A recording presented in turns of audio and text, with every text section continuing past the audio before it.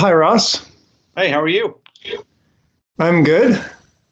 I'm in unusually hot New York area with no air conditioning, but I'll try to keep my wits about me. I'm in typically hot Austin, so our air conditioning is great. uh, so I'm speaking with Ross Ramsey, who is a journalist at the Texas Tribune, among other places, I would imagine. Um, and Ross, each semester I hold a vote where students propose people for me to interview and then vote on the proposals. And you won this year. So congratulations. Yeah. No quotes needed. No scare quotes needed.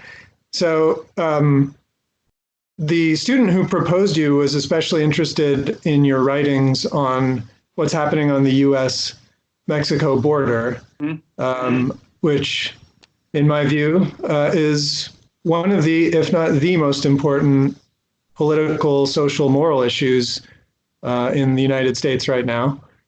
And so that's what I'd like to focus on. You've written about many other topics, so people can have a look at those too. But let's focus on the border. You wrote an article about a Department of Homeland Security report on the border. Right. Why don't we start with the that? Inspector General. It's their internal watchdog wrote the report and has been regularly writing reports along the way. Okay. So are these stories of horrific conditions on the border sort of some kind of partisan myth? Why should we believe that the border is really that the detention centers on the border are really so bad?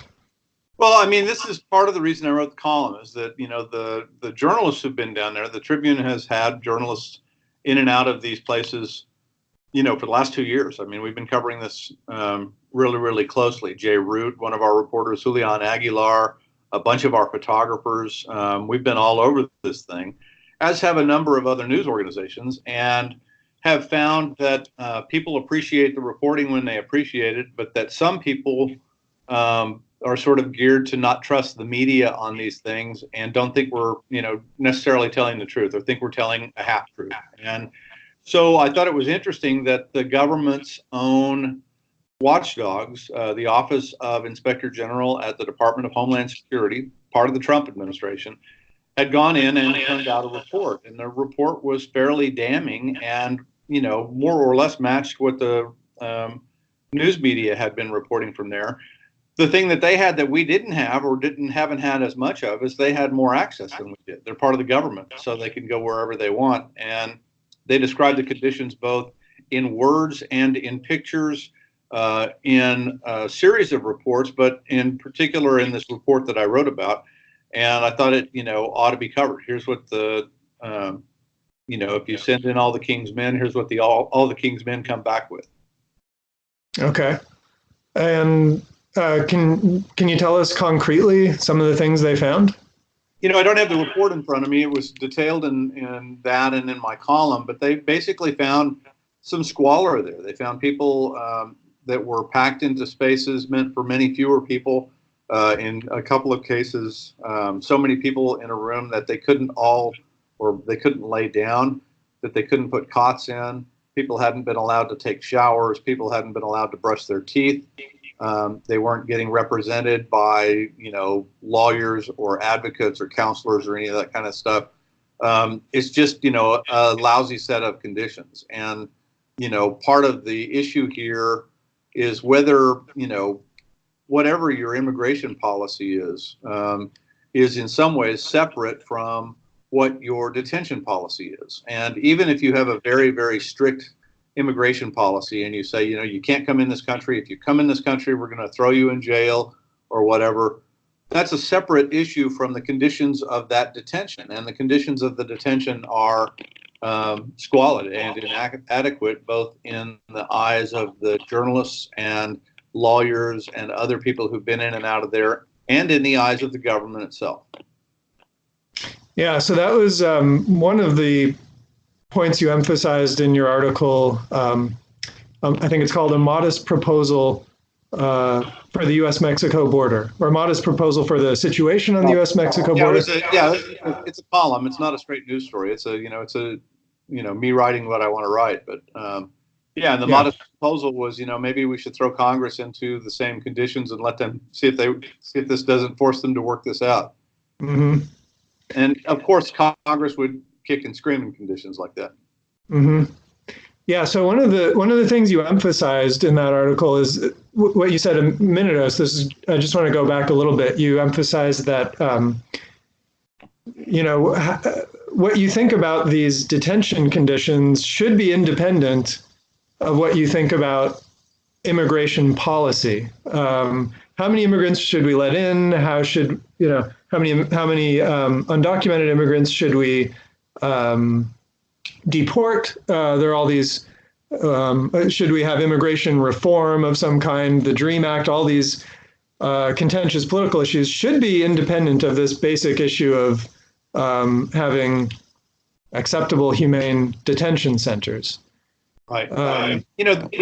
There's another version of this, in our past in Texas and in the country's past. I mean, there have been a number of moments in American history and in Texas history where our jails weren't adequate, we weren't taking proper care of the people that we have decided are criminals and should be segregated from society, and have decided in our courts over time that those people are due certain basic, human needs. And, even though they are literally criminals, you have to take care of them at a certain level. And even if your immigration policy were to say that these families are committing criminal acts, which they don't, but even if they did, you have a certain obligation for how you put people in detention and what you do for them there and what you don't do to them there. Yeah, that's interesting what you just said. So I didn't know about that. What these people and families are accused of is not classified as a criminal act.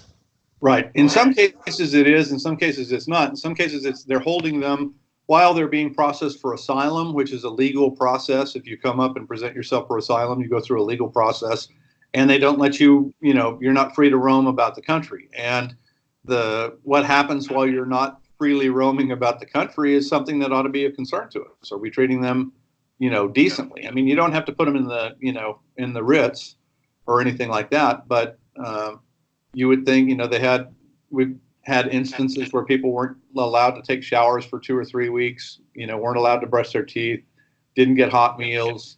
There's some basic level of care that we ought to take with people that we're holding. Yeah. So let me just go over that again, and go kind of slowly just for those who aren't necessarily entirely caught up. So there are 2 categories of people in these detention centers, the same centers being used in people in both categories, right? So one category is people who are accused of a crime of illegally crossing the border. I don't know that they're actually mixing those people. If you're in for criminal stuff or you're in for asylum, I'm not sure that they're actually mixed.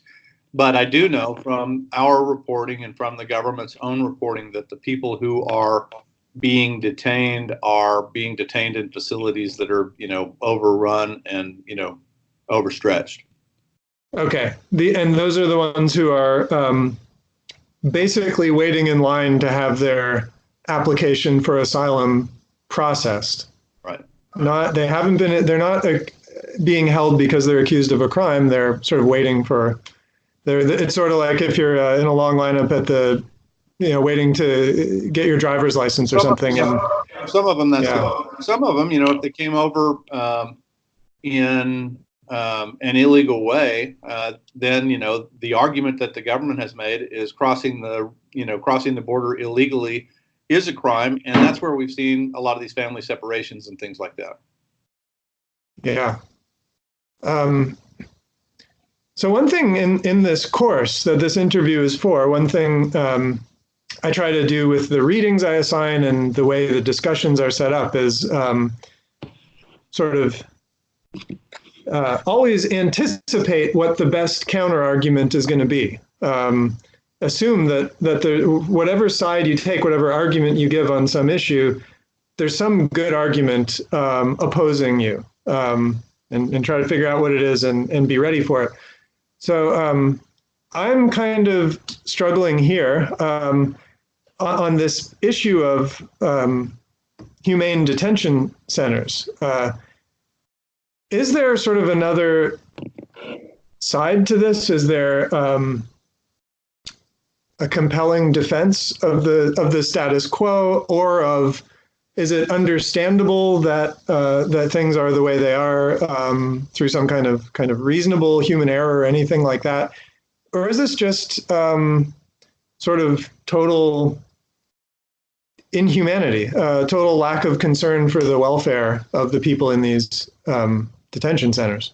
I don't know that I would say that it's a total lack of concern. I think that, they are overrun. They've got more people coming in these various ways than they have the capacity to deal with. And, a lot of their rationale or, explanation for the way things are is that, we're just overrun. We've got too many people in there. And, we can't just open the borders because we're overrun and we're stuck with this situation as it is. And, they're in some measure scrambling to work on this. Congress passed and the president signed a $4.6 billion package of, spending package designed to attack some of this, to get more capacity in the system, to get more people in the system. But you've basically just got a mismatch of what the system is designed to handle and what it's having to handle. So on that hand, you've got, it's almost, a bureaucratic inventory problem in some ways. But the fact is, if you've got somebody in detention who's being treated this way, you really have a moral issue and a humanitarian issue about, is this acceptable and what can we do about it? And in this case, what can you do about it very, very quickly? Because, every day is another day that this is going badly. Mm-hmm. Yeah. So, and in your most recent article, the modest proposal article, you sort of I think you're framing it as a moral issue that way when you talk about getting Congress in these kinds of conditions and see if they're a little more motivated. Have they not been? I guess I'm taking from that article that they haven't been motivated enough, that they haven't tried hard enough up till now. Well, the proof's in the pudding, right? All you can do from outside of Congress or the legislature or any organization, a business, whatever, is, what's the result of whatever you're doing in there? You have this problem. We can see this problem. And then you wake up the next morning and you go, we have this problem. We can see this problem. And the next morning and the next morning and the next morning. Oh, good. Okay. If you have a continuing set of, inaction or inadequate action, then that begs the question. And really what the column was about was, is there some way to make them step on it? And, the modest proposal is obviously, a play on Jonathan Swift and his modest proposal. But the idea here is, you have a problem with some immediacy to it and your actions don't seem to have the same immediacy. Let's step on it. Yeah. Let's get to some of my students' questions that are, I think, relevant to what we were just discussing. I think the most common question here, this was sort of a recurring theme. A lot of students are wondering what the public can do on this issue. Congress is a representative body, and whatever else you can say about politicians, I've covered politics for a long, long time, and people in politics are receptive to public opinion and reactive to public opinion. And when they think the public has shifted or is demanding something, they act pretty quickly. They've got, some alacrity about it. And so that's the most obvious thing. There are several aid organizations down there, Annunciation House in El Paso, my hometown, some other things like that along the way. But, there are plenty of places where people who want to act on this in one fashion or another can jump into it. There's a group in Sunland Park, New Mexico, which is adjacent to El Paso. It's where New Mexico, Texas, and Mexico all come together. All those borders come together in this vicinity. And there's a private group there that's on the other side of this that is building a private wall. So there are plenty of ways, whichever position you've got and whatever part of the spectrum you're from, politically or ideologically, there are plenty of ways to get involved in this and to have some impact. Interesting. I was thinking as you were speaking, this is a kind of surprisingly bipartisan or sort of politically neutral answer to my question. And then you're sort of explicitly bipartisan or neutral. Is this a totally bipartisan and sort of politically neutral issue? I think this is one of those things, it helps for me anyway to break these things down when you're analyzing them. So, one breakdown is you separate immigration policy from detention policy, right? That's an example of that. An example here is that you've got a problem on the border, and the problem on the border, you can break this down into three parts. Why do we have a problem on the border is one, and that's got some partisan answers to it. This side wanted to do this, or this political group wanted to do X, Y, Z. Then you've got the problem that is on the border. For whatever reason, we do have this problem. We've got all these people that are trying to get in for whatever reason. We have our inventory problem, our detention problem, and all of that. And then you've got a response issue that's separate from that. Okay, so what are we going to do about it? And again, but the middle problem, the actual fact of the problem and the problem on the ground, probably isn't necessarily ideological. Although people will have ideological responses to it, they'll have different moral responses, they'll have different ideas about what our responsibility is or is not. So the things that get you into it, have something to do with politics and policy and with how we are running our immigration system. The response to it is some of the same stuff. So there's a lot of, ideological and argumentation and all of that kind of stuff. But the middle of the problem, the actual problem of people trying to cross the border and what do we do about that is, by itself neutral. The causes and the responses, like you say, do tend to get, ideological and, partisan. Mm-hmm. Can you tell us a little bit about the underlying causes? So if I followed you, you're saying there are sort of political partisan reasons why we're in the situation we're in. The solutions should be bipartisan or neutral. Could we step back a moment and talk about the background and the underlying causes? Yeah, there are a multitude of these. I'll mention a few of them, and this is not by any means the full inventory. These people are running from someplace, and so there's a problem there. They're coming from countries or from places or from situations where there is either war or terrible economies or, a lot of, organized crime, cartels, that kind of stuff.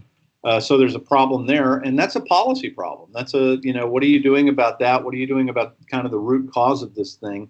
Why is the root cause there? There are a multitude of issues there.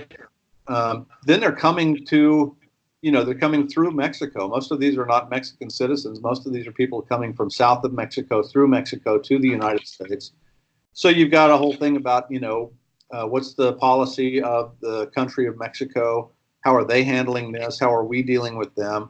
Then they get to the U.S. border, and then you've got United States immigration policy, which is set by political bodies and executed by the executive branch of the government. And, that's all government stuff, and that's all that policy and political network and apparatus. So, yeah, that's all wound up in this. And then you've got, this momentary situation that is, what is actually happening on the border to these people and what do we do about it? Right? That, is arguably neutral. That's just sort of the effect of all these other things that happen. And then you've got a response to it. And the responses that people have to it vary with people's opinions and feelings and information about, how to deal with this problem. And that's really what politics and policy is made of. It's a big deciding machine. And the big deciding machine is supposed to take all of those disparate opinions and find some, majority opinion or acceptable solution that, you're not going to get 100% of everybody. You're not going to get 100% of the electorate on board, but you'll get enough of them that you can proceed. Mm-hmm. Okay, back to a student question. We talked about how our government maybe isn't doing everything it could to deal with the current situation on the border. Why do you think that is? Why hasn't there been more urgency? People's attention, you have to keep public attention on something. And, we've got sort of a community ADHD. We've got an inability, or I don't want to say an inability. It's difficult to keep people focused on a thing for a long enough time to affect the people who are making the decisions. So, I said earlier that people in politics are receptive and pay attention to the public. But if the public's only worried about something on Tuesday and I'm in politics for the whole week, I don't have to worry about it on Thursday. If the public's interest in something or, desire for something or antipathy to something persists long enough, then I have to respond. So an example is, a little more than a year ago, we started getting stories about family separations on the border. And it turned out that family separations were something that a significant part of the population was unhappy about.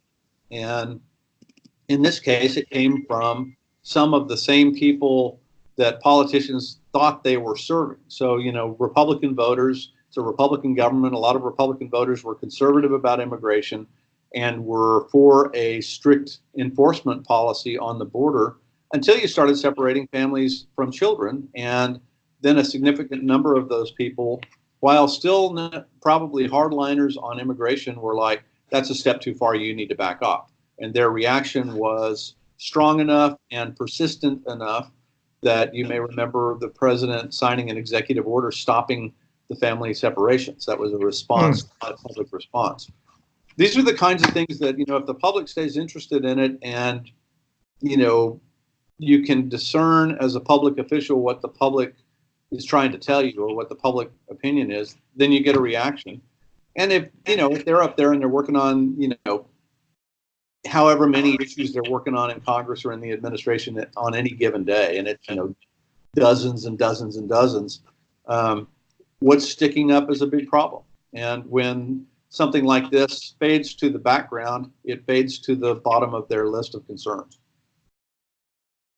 Do you think there are any especially problematic sources of distraction or ways in which we get distracted? I mean, is it just that there are lots of important issues out there and it's how do you decide which one to maintain your focus on? Or are there certain kinds of trivialities that have a tendency to suck up our attention? These things, everything. I was hoping you'd say that, actually.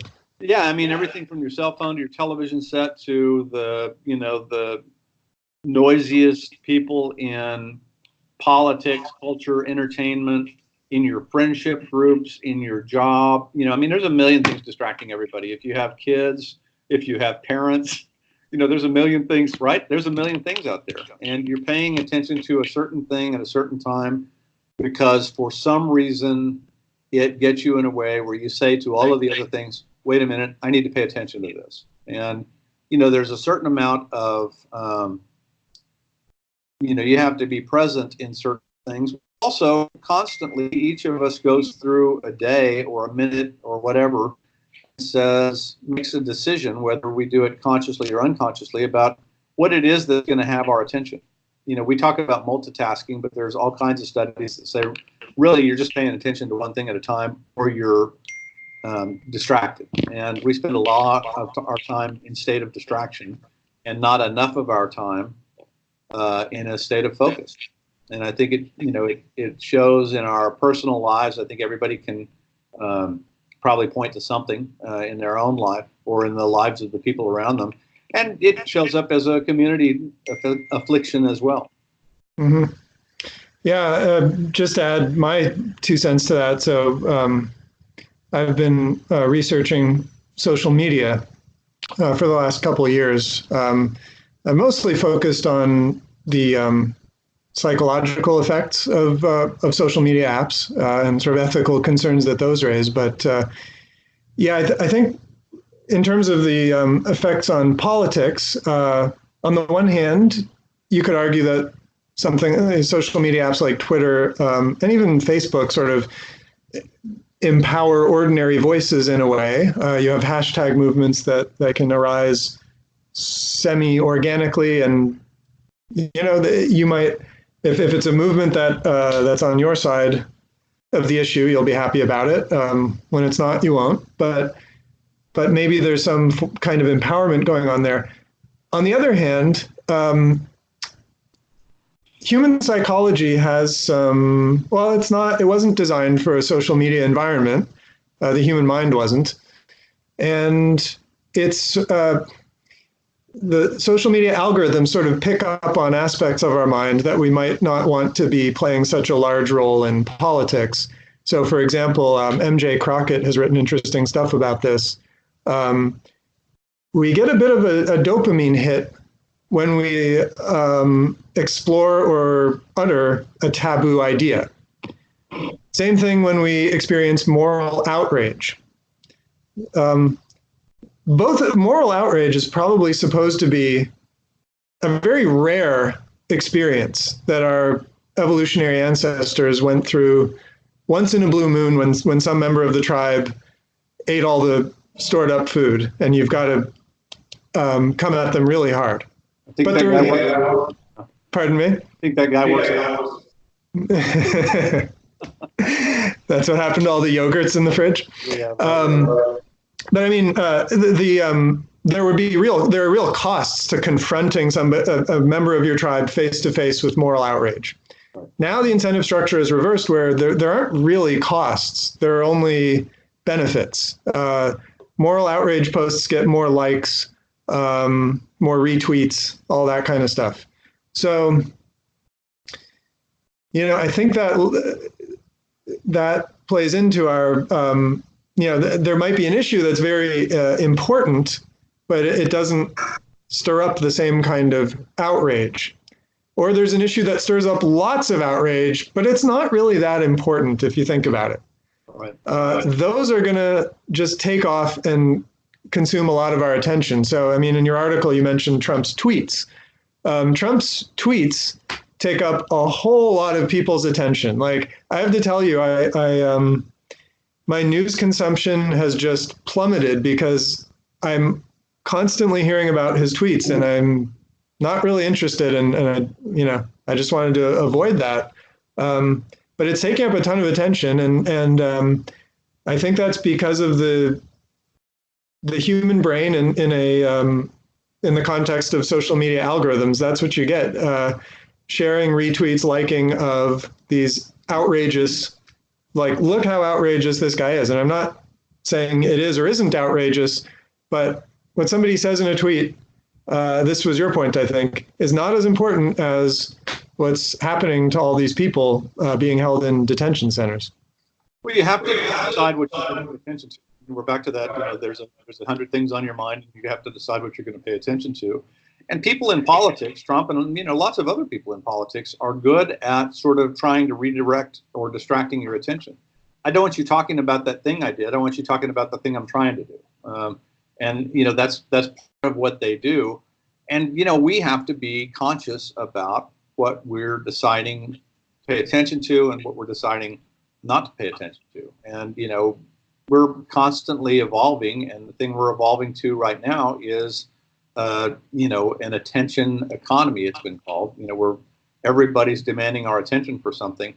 And you have to kind of decide, am I going to let everybody come in and demand my attention? Or am I going to say, my attention is mine to spend, and I'm going to spend it where I want to spend it. So all y'all stay outside.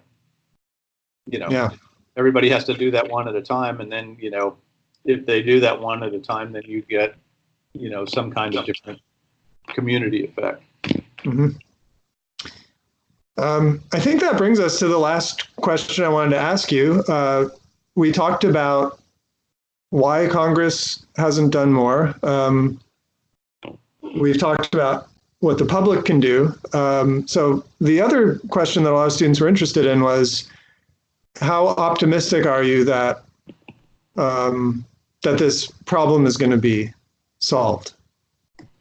I'm an optimist. I think things work out. And I think that, you can go, if you read any history at all, even just recent history, you find instances where we have gone too far, where we have swung too far this way or that way, or, done things that we didn't want to do, and they get to a certain point and we correct. And,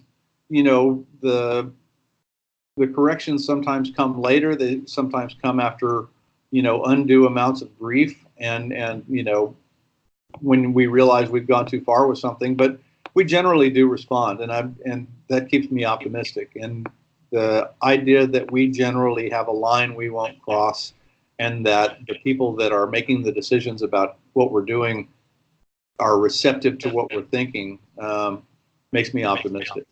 This is a particularly bad one, I think, and we're in collectively sort of a difficult decision-making mode. It's hard to get anything that looks like a nonpartisan response, or it looks like something where everybody can talk about. The first thing you got to do with immigration is you have to agree on what the problem is, and we're not even to that yet. So it takes some time, but I'm optimistic, and I think things come around. Well, that sounds like a good note to end on. Do you want to actually just tell our viewers where they can find your work? So I'm the executive editor and a columnist for the Texas Tribune. We're at texastribune.org. It's a nonprofit news website. We started about 10 years ago. We're in our we'll have our 10th anniversary in November, and we mostly cover state politics, civics, political life, government, and those kinds of things.